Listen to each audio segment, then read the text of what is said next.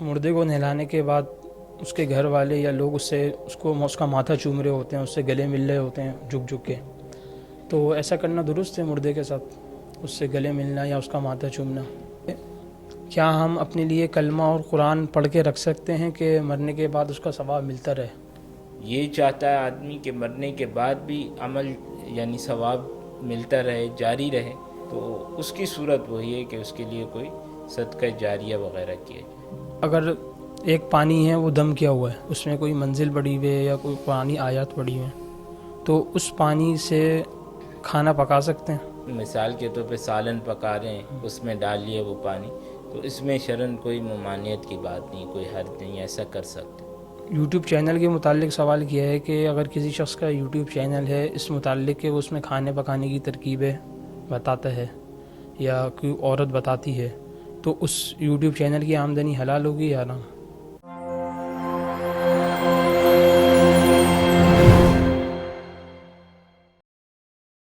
السلام علیکم ناظرین کرام، میں ہوں ادین الہی الرحمان میڈیا کے پروگرام آپ کے مسائل کے حل میں خوش آمدید۔ آج ہمارے ساتھ موجود ہیں مہمان گرامی استاد محترم مفتی طاہر صاحب۔ السلام علیکم ورحمۃ اللہ وبرکاتہ۔ وعلیکم السلام ورحمۃ اللہ وبرکاتہ۔ مفتی صاحب، مسائل کا آغاز کرتے ہیں۔ پہلا سوال یہ ہے کہ اگر کسی عورت نے 11 محرم کا روزہ رکھا، پھر اس کے ناپاکی کے دن اسی وقت سے شروع ہو گئے روزہ رکھنے کے بعد سے، تو جو اس کا جو نفلی روزہ تھا 11 محرم کا، تو وہ اس کی قضا کرے گی یا نہیں کرے گی؟ بسم اللہ الرحمن الرحیم۔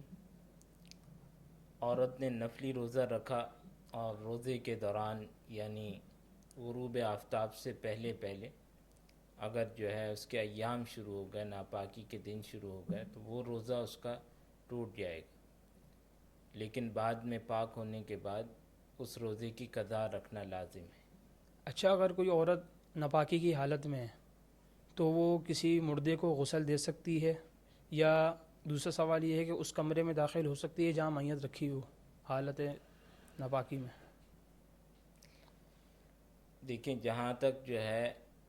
غسل دینے کا تعلق ہے تو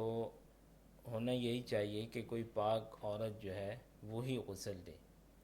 البتہ مجبوری ہے، کوئی اور عورت نہیں ہے، تو ایسی صورت کے اندر وہ عورت بھی غسل دے سکتی ہے، لیکن عام حالات کے اندر ناپاکی کی حالت میں عورت کا میت کو غسل دینا یہ جو ہے منع ہے، مکروہ ہے۔ اور جہاں تک یہ ہے کہ ناپاکی کی حالت میں میت کے قریب جانا، تو اس سے بھی عورت کو اجتناب کرنا چاہیے کہ ناپاکی کی حالت کے اندر جو ہے وہ میت کے قریب نہ جائے۔ اچھا، بعض اوقات ایسا ہوتا ہے کہ مردے کو نہلانے کے بعد اس کے گھر والے یا لوگ اس کا ماتھا چوم رہے ہوتے ہیں، اس سے گلے مل رہے ہوتے ہیں جھک جھک کے، تو ایسا کرنا درست ہے مردے کے ساتھ، اس سے گلے ملنا یا اس کا ماتھا چومنا؟ محرم جو ہیں، یعنی اگر مرد ہے تو اس کی محرم عورتیں یا دوسرے مرد، یا اسی طریقے سے عورت ہے تو صرف عورتیں یا محرم مرد جو ہیں وہ فی نفسی اس کا ماتھا چوم سکتے ہیں۔ البتہ جہاں تک گلے لگانے کا تعلق ہے تو اس میں جو ہے مردے کی بعض اوقات بے اکرامی ہوتی ہے، بے ادبی ہوتی ہے، اس کی بے حرمتی ہوتی ہے، تو اگر ایسا نہ ہو تو پھر تو گلے لگانے میں بھی کوئی حرج نہیں، لیکن اگر اس میں اس کی بے اکرامی لازم آ رہی ہے تو ایسی صورت کے اندر جو ہے اس کو گلے لگانے سے رکنا چاہیے۔ اچھا مفتی صاحب، اگر عورتوں کا مجمع ہے، عورتوں کی محفل لگی ہوئی، کوئی مجلس ہو رہی ہے، تو اس میں عورتیں دعائیں کروا سکتی ہیں آواز سے؟ دیکھیں، اگر کوئی خواتین کے مجمع میں بیان کرتی ہے یا دعا کرواتی ہے تو اس میں اس بات کا ایک تو خیال رکھنا ضروری ہے کہ ان کی جو آواز ہے وہ مردوں تک نہ پہنچے، یعنی جس جگہ پر وہ بیان وغیرہ ہو رہا ہے وہیں تک آواز محدود رہے، تو اس صورت کے اندر جو ہے وہ عورت خواتین کے درمیان بیان بھی کر سکتی ہے اور دعا وغیرہ بھی کروا سکتی ہے۔ اچھا، ایک سوال یہ پوچھا ہے کہ کیا ہم اپنے لیے کلمہ اور قرآن پڑھ کے رکھ سکتے ہیں کہ مرنے کے بعد اس کا ثواب ملتا رہے؟ اس طرح اس نیت سے پڑھ سکتے ہیں یا ثواب اسی وقت مل جائے گا، مرنے کے بعد نہیں ملے گا؟ دیکھیں یہ اگر کوئی آدمی یہ چاہتا ہے کہ کسی عمل کا ثواب مجھے مرنے کے بعد بھی ملتا رہے، تو اس کے لیے تو کوئی ایسا کام کرنا چاہیے جو جاری رہنے والا ہے، جیسے صدقہ جاریہ ہے، کہیں پر کنواں کھدوا دیا، یا اسی طریقے سے جو ہے کسی کو قرآن مجید لے کر دے دیا جب تک وہ اس کو پڑھتا رہے، یعنی کوئی ایسا کام ہونا چاہیے کہ جو باقی رہے،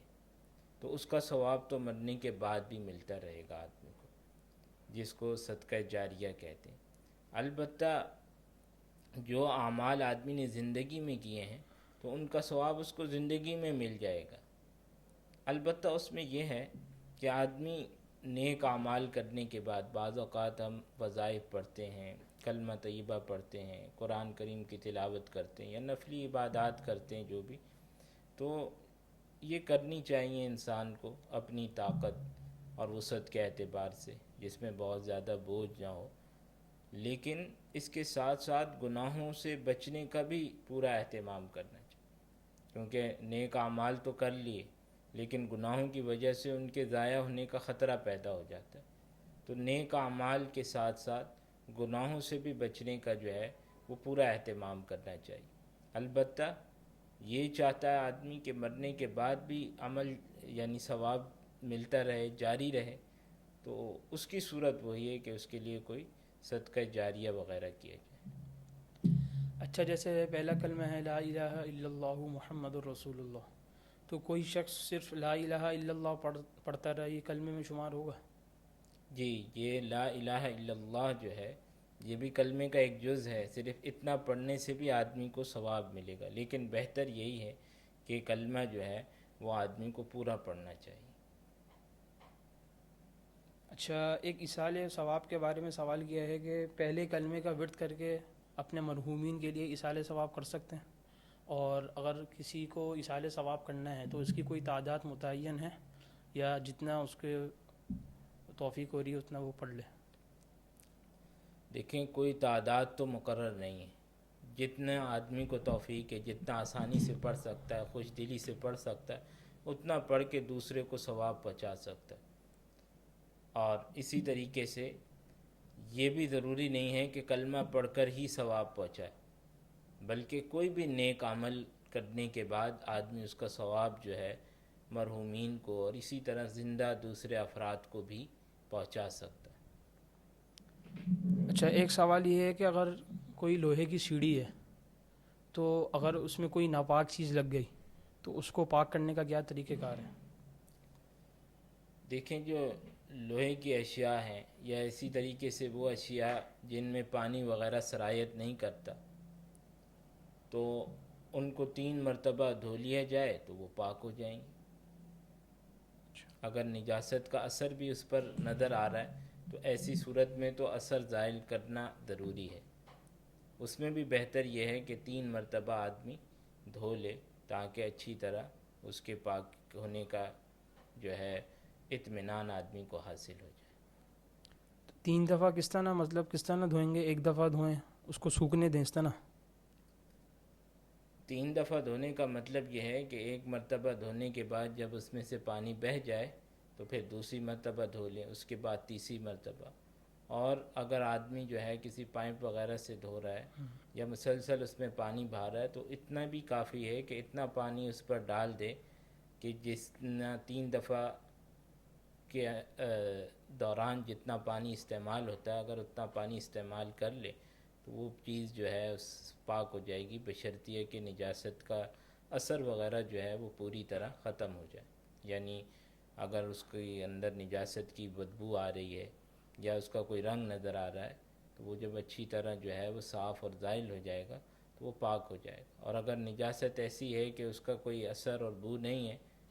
تو ایسی صورت میں 3 دفعہ دھونے سے یا اتنا پانی بہانے سے جتنا 3 مرتبہ دھونے میں استعمال ہوتا ہے تو اتنا پانی بہانے سے وہ چیز پاک ہو جائے۔ اچھا، ایک سوال یہ پوچھا ہے کہ اگر ایک پانی ہے وہ دم کیا ہوا ہے، اس میں کوئی منزل پڑی ہوئی ہے یا کوئی قرآنی آیات پڑی ہوئی ہیں، تو اس پانی سے کھانا پکا سکتے ہیں؟ چولہے پہ وہ پانی رکھ کے اس کے اندر کھانا پکانا، گرم کرنا، تو یہ درست ہے؟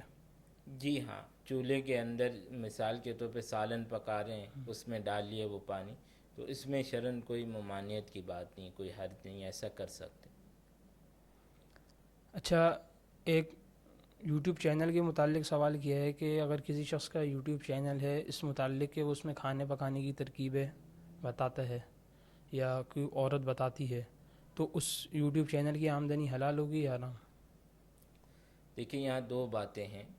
ایک بات تو یہ ہے کہ یوٹیوب پر جو ہے ویڈیوز وغیرہ اپلوڈ کرنا، اس کا کیا حکم ہے؟ تو جو ویڈیوز جو ہیں شرعاً جواز کے دائرے میں آتی ہیں، یعنی ان کے اندر جو ہے نامحرم یعنی عورتیں بے پردہ نہیں ہوتی، اسی طریقے سے میوزک وغیرہ نہیں ہوتا، اور کوئی ناجائز چیز اس کے اندر نہیں ہوتی، کوئی جائز چیز اس کے اندر سکھائی جا رہی ہے، اگر عورت سکھا رہی ہے تو وہ مکمل پردے میں ہو، تو ایسی صورت کے اندر ایسی ویڈیوز اپلوڈ کرنا جو ہے وہ شرعاً جائز ہوگا۔ لیکن اگر کوئی ویڈیو جو ہے کسی ناجائز امر پر مشتمل ہے تو ایسی ویڈیو جو ہے وہ اپلوڈ کرنا جائز نہیں ہوگا۔ یہ تو ویڈیوز سے متعلق بات ہو گئی۔ جہاں تک یوٹیوب سے کمائی کرنے کا اور پیسے کمانے کا تعلق ہے، تو یوٹیوب سے عام طور پر جو کمائی ہوتی ہے، پیسے حاصل کیے جاتے ہیں، وہ ویڈیو اپلوڈ کر کے نہیں کیے جاتے، بلکہ ان ویڈیوز پر جو ہے وہ چینل جو ہے، جو ادارہ ہے یوٹیوب کا، وہ اس پر اشتہارات چلاتا ہے، اور ان اشتہارات کے بدلے جو اس کو معاوضہ حاصل ہوتا ہے اس میں سے وہ کچھ جو ہے چینل بنانے والے کو بھی دے دیتا ہے۔ تو اس میں جو اشتہارات چلوا کر پیسے حاصل کرنے کا طریقہ ہے، اس کے اندر یہ دیکھا جائے گا کہ اگر وہ اشتہارات جائز چیزوں کے چل رہے ہیں، ناجائز کمپنیوں کے نہیں ہیں، ناجائز کاروبار کے نہیں ہیں، سودی بینکوں کے، انشورنس کمپنیوں کے، شراب کی کمپنیوں کے نہیں ہیں، اسی طرح ان میں میوزک نہیں ہے، اسی طرح ان میں جو ہے بے پردہ خواتین جو ہیں وہ نہیں ہیں، تو ایسی صورت میں ان اشتہارات کی کمائی جائز ہوگی۔ یعنی جو اشتہارات جو ہے ہر قسم کے منکرات سے پاک ہیں تو ان کی کمائی تو جائز ہوگی۔ لیکن عموماً ہوتا یہ ہے کہ مشاہدہ یہ ہے کہ عام طور پہ آدمی کے لیے اس سے بچنا ممکن نہیں ہوتا، کچھ نہ کچھ اس کے اندر جو ہے ناجائز چیزیں آ ہی رہی ہوتی ہیں، کیونکہ یہ اشتہارات پوری دنیا میں چلتے ہیں۔ تو جہاں پر جو ہے شراب وغیرہ کی خرید و فروخت ممنوع نہیں ہوتی، تو وہاں اس طرح کے ایڈز بھی آتے ہیں، اس طرح کے اشتہارات بھی آتے ہیں، تو اس لیے حتی الامکان جو ہے اس کو کمائی کے ذریعے بنانے سے اجتناب ہی کرنا چاہیے۔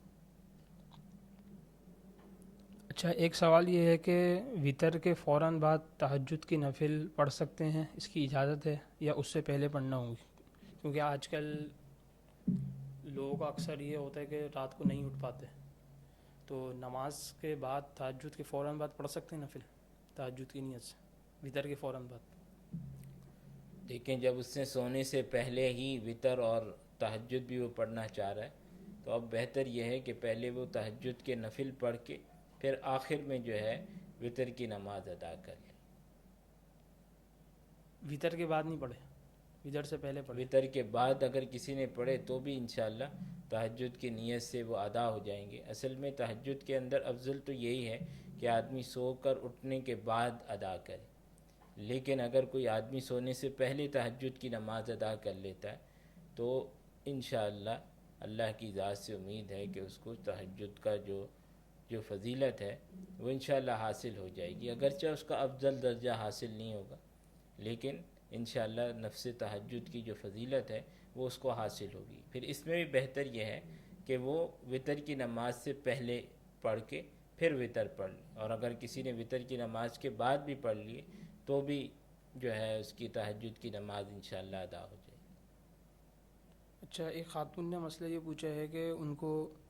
1 مہینہ ہو گیا ہے تقریباً ناپاکی کے دن میں مسلسل چل رہے ہیں، تو وہ اس میں وہ نماز بھی پڑھ رہی ہیں، تو وہ سوال ہی کر رہی ہیں کہ اس میں وہ قرآن بھی پڑھ سکتی ہیں یا کوئی وظیفہ وغیرہ بھی پڑھ سکتی ہیں؟ دیکھیں اگر کسی عورت کو مسلسل جو ہے وہ خون آ رہا ہے